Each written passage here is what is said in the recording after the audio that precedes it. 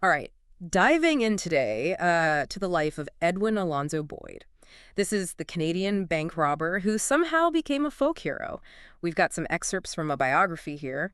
And wow, his story, it's full of twists and turns, things you just wouldn't expect. We're talking wartime tragedy, daring escapes, and a life that, well, it takes some pretty unexpected turns. What I find fascinating is how Boyd's life seems to constantly shift between normalcy and chaos. You can see this even in his early years. Yeah, he was born in 1914, right as World War I was breaking out. His family moved a lot. His dad was overseas.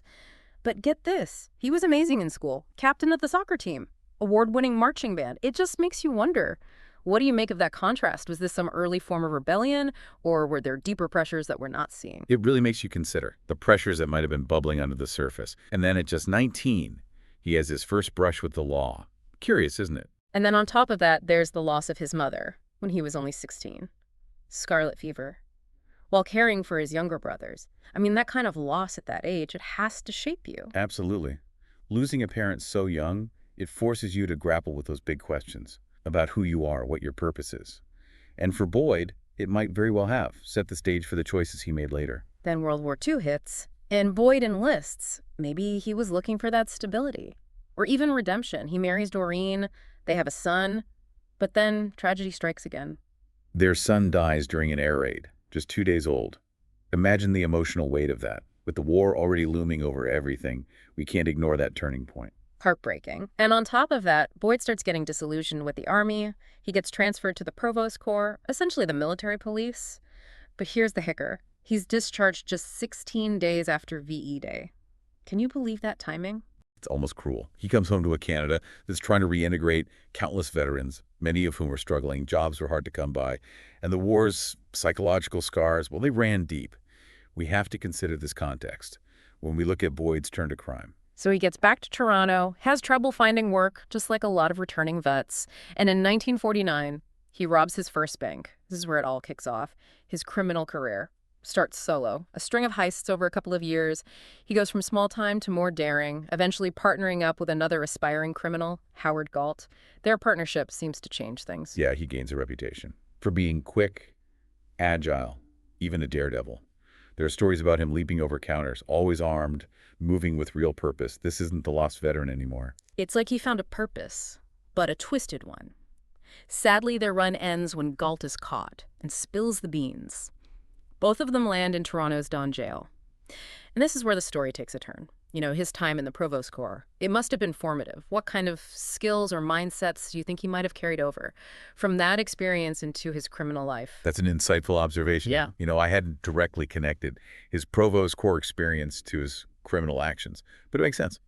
His focus on strategy and planning during the heists, his understanding of authority and how to circumvent it, those could very well be echoes of his military training. So Don Jail becomes this breeding ground for his notoriety. He meets the Jackson brothers there, hardened criminals with their own big plans. Okay. And Lenny Jackson, well, he has this trick up his sleeve. Or should I say, in his prosthetic foot. Lenny had lost a foot in a railway accident. Yeah. He used his wooden prosthetic to smuggle hacksaw blades into the prison. On November 4th, 1951, they make their escape, sawing through the bars and scaling the walls. They just walk out, armed with their wits and a desire for freedom, even if it's fueled by crime.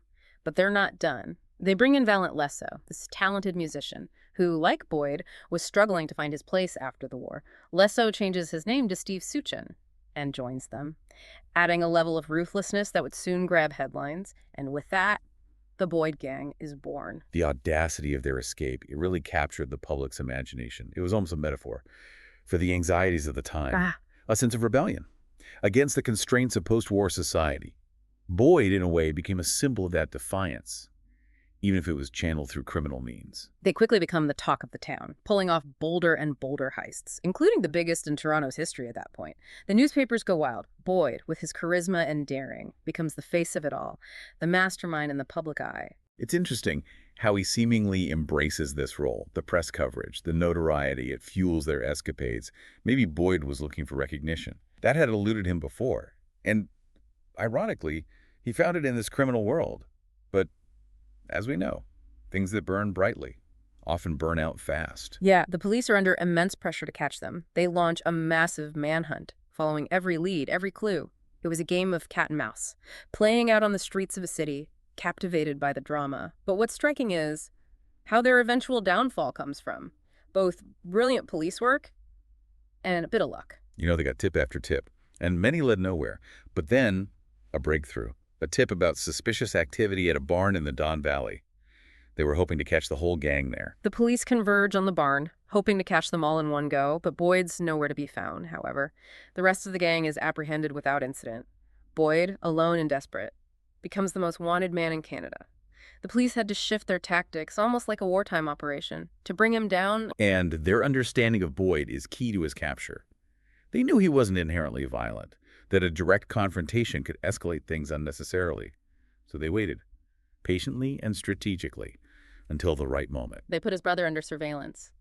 And finally, get a break. They find out Boyd's rented a flat on Heath Street. But here's the thing. They don't just storm in. They knew they had to play it smart.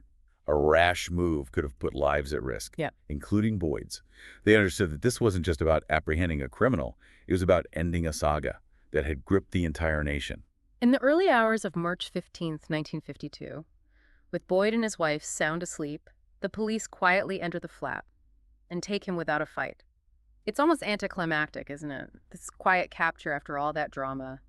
But Boyd's arrest, it does mark the end of an era, closing the book on a story that had captivated Canada. But the consequences, well, they were far from over. Especially for Steve Suchin and Lenny Jackson. Their actions, they had far-reaching repercussions. Right, the story takes a somber turn here. Remember Detective Tong? He was shot during one of the gang's robberies.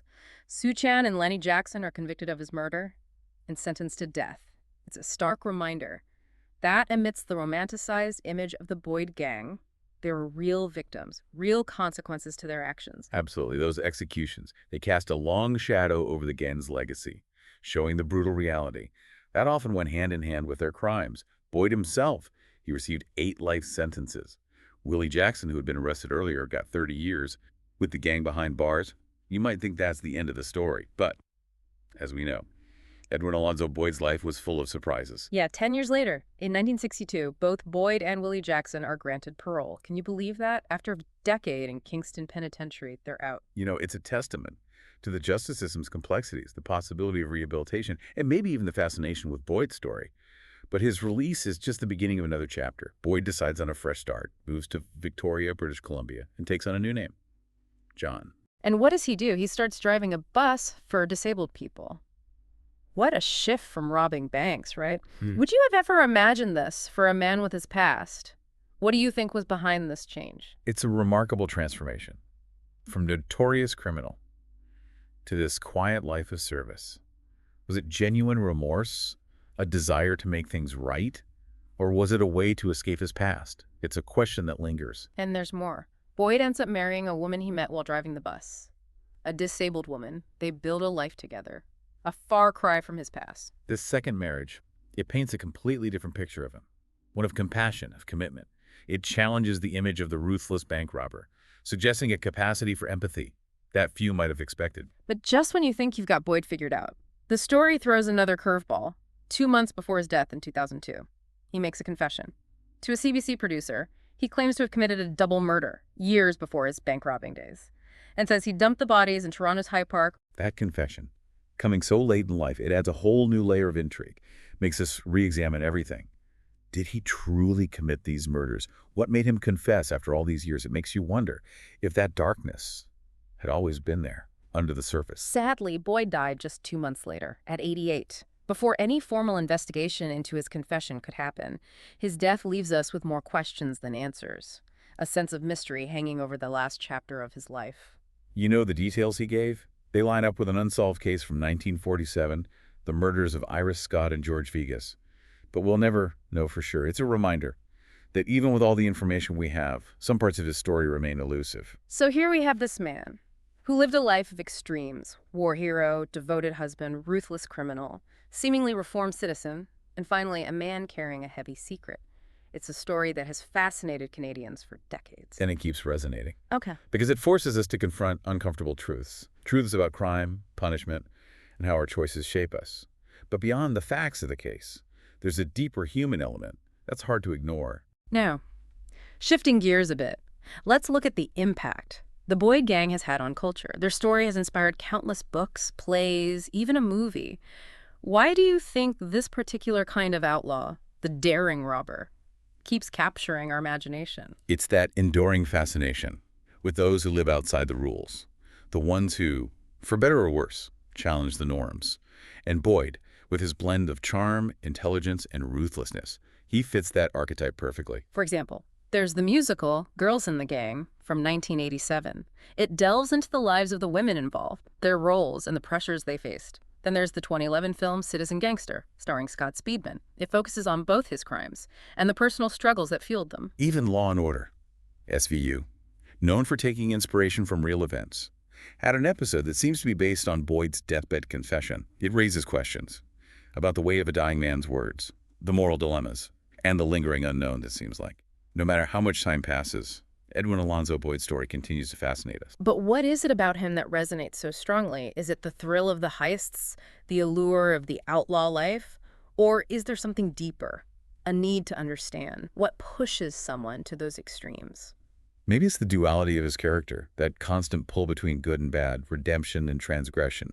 Boyd was capable of great love and horrific violence. It's a puzzle that keeps us intrigued. Yeah, it really is a question that lingers, isn't it? Criminal mastermind, tragic figure, or maybe, like you said, a bit of both. After going this deep into Edwin Alonzo Boyd's life, what stands out most to you? What part of his story left the biggest impression? For me, it's the contradictions, those sharp turns his life takes. Those are what I find most compelling. Here's this man who experienced profound loss, sought solace in the military, only to end up disillusioned after the war.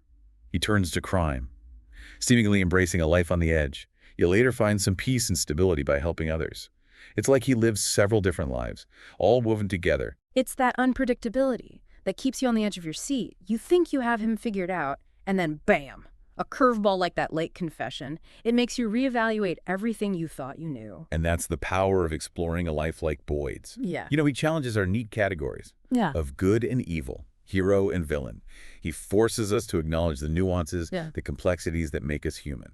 He was very much a product of his time, shaped by the trauma of war, seeking escape, and maybe even a sense of power through crime. But he also showed compassion, a desire for normalcy, which ultimately led him to a life far removed from his criminal past. That journey, that evolution, I find so fascinating. Was his remorse genuine? Did he find true redemption later in life? Or was it all a carefully constructed facade to escape scrutiny and live out his days in peace? I don't know about you, but these questions stay with me. They really do. We're left to ponder these questions, to sift through the evidence, and come to our own conclusions. And that's what makes this deep dive so thought-provoking. It's not about finding definitive answers, it's about engaging in a meaningful exploration of a life that defied expectations. Absolutely. And through that exploration, I think we gain a deeper understanding, not only of Edwin Alonzo Boyd, but also of ourselves, our own capacities for darkness and light, for missteps and redemption. You see those echoes in his story, in the choices he made. Edwin Alonzo Boyd, a bank robber who became a folk hero, a man who embodies contradictions. His story reminds us that life rarely fits into neat boxes. It challenges us to look beyond the surface and grapple with the complexities of human nature. And ultimately, it leaves us with a question that each of us must answer for ourselves. What do you think?